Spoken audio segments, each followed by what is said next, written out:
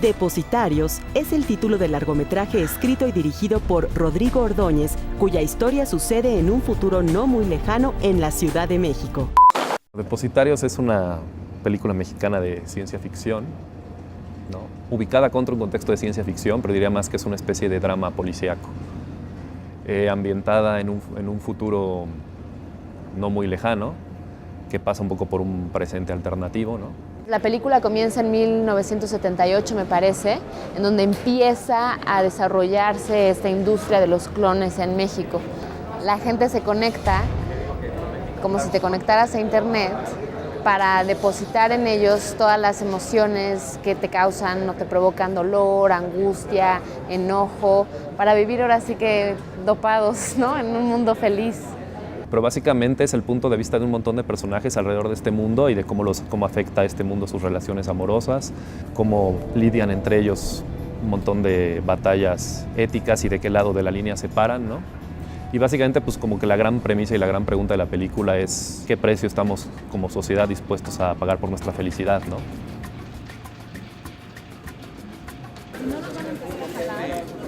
Y tengo esta historia pues hace muchísimos años, desde que era estudiante del CCC, y desde entonces la he venido desarrollando como un proyecto de largo y sorprendentemente es mi ópera prima, siendo probablemente el proyecto más complicado que tengo con mucha diferencia, pero claro, también es el más trabajado, ¿no? La estructura no es especialmente compleja, porque ya sería el colmo. De hecho, en alguna época lo fue, pero ya la limpiamos un poquito. Esto tendría que estar cerrado, ¿no? Sí. Antes de estudiar cine, estudié física y me especialicé en astronomía. De alguna manera, este es mi único proyecto, a diferencia de otros 2 o 3 que tengo escritos, que tiene contacto con la ciencia, donde de alguna manera se juntan como mis 2 formaciones o mis 2 pasiones, ¿no? Brian, quitamos esto, por favor. No es una película de historias entrecruzadas, sino de 2 historias que claramente se alimentan entre sí. Es la historia de un detective de la policía, de una nueva división de la policía que se dedica a perseguir crímenes que tienen que ver con ingeniería genética y con el uso que se le da en los clones a la película. Este personaje comienza a entrar en conflicto acerca de los depositarios. Él está dentro del sistema en el que creen que los depositarios son necesarios para dar una vida mejor a la gente. Pero pronto se va dando cuenta que no es cierto, que los depositarios también tienen derecho a vivir. La historia joven de la película la llevan César Ramos y Alejandra Ambrosi.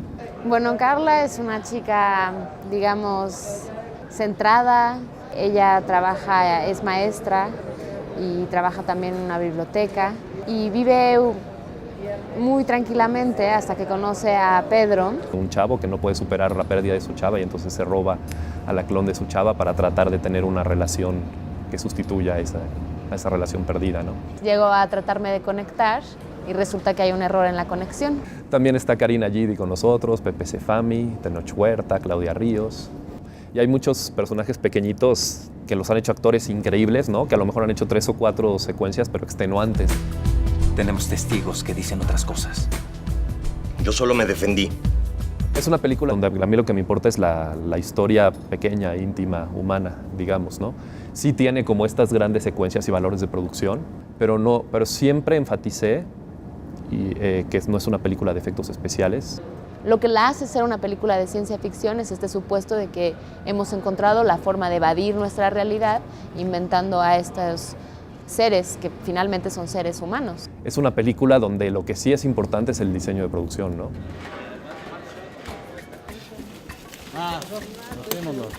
El poder contar un futuro no muy lejano sin que se viera falso, tratar de llegar a una media para lograr un futuro creíble sin que estuviera muy volado en la imaginación, ¿no? Un futuro que las cosas que presentemos la gente se lo crea que pueda suceder, ¿no? Vamos a tener que volar. Pues vuélenla ya.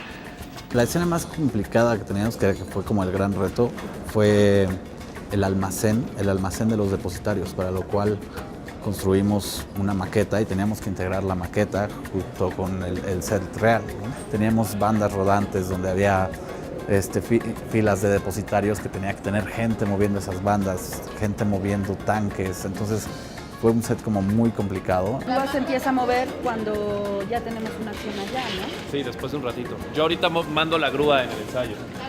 Ningún set es, por muy pequeño que sea, es sencillo, ¿no? En esta escena que están preparando, tratan de sacar a una persona que se robó un clon, a un depositario que lo tiene allá adentro. Está escondido uno de los personajes principales. Se esconde ahí de la policía. Y aquí, este es el momento en que ya dieron con su paradero y van a entrar a por él. Y lo tienen rodeado, tratan de volarla, bueno, tratan de negociar con esta persona. Y cuando no logran nada, van a tratar de volar la puerta.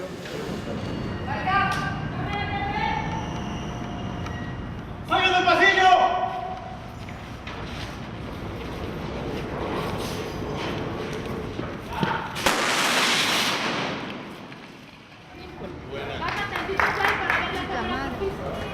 Esta chamba reúne como todo lo que me gusta hacer, que es diseñar, construir, destruir.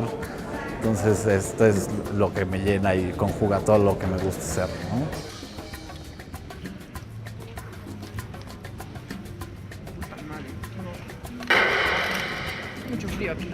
Bueno, y el trabajo de mi equipo de dirección, que eso sí es una aportación mía a la película y que estoy muy agradecido con ellos y que es extraordinario, ¿no? Que es Berenice Ubeda, la asistente de dirección, y dos gentes muy importantes, que son Alejandro Gerber, el director de la segunda unidad, y Alonso Ruiz Palacios, que también va a ser una gran estrella de la dirección en México, que son, bueno, grandes amigos míos y que es un lujo tenerlos conmigo en el set resolviéndome cosas. Nuestra idea es tratar de terminar como más frontales con ellos, ¿no? De que un proyecto tan complicado y que pasó por muchos traspiés y por muchas vicisitudes finalmente se haya concretado, ¿no? Y con todo lo que eso implica, ¿no? De separarse de ideas preconcebidas, de cómo iban a ser las locaciones, o cómo iba a ser esto, cómo iba a ser otro, en un género que es muy difícil, ¿no? Porque si de por sí existen muchos prejuicios hacia el cine mexicano, hacia estos géneros alternativos del cine, ¿no? Como la fantasía, el terror, el suspenso, la ciencia ficción, estos que apenas empiezan a hacer en México, hay que superar una barrera como mucho más grande con el espectador, no solo en términos de factura, sino de verosimilitud, ¿no? De que estas historias se muevan en un contexto mexicano y la gente esté dispuesta como a creérselas, ¿no? Y aceptarlas y a reivindicar el derecho de los cineastas mexicanos, como los de todo el mundo, a contar las historias que quieran contar, independientemente del género. This is a major development for the quality of life. Cargando, fuera todo, fuera vía, fuera yo.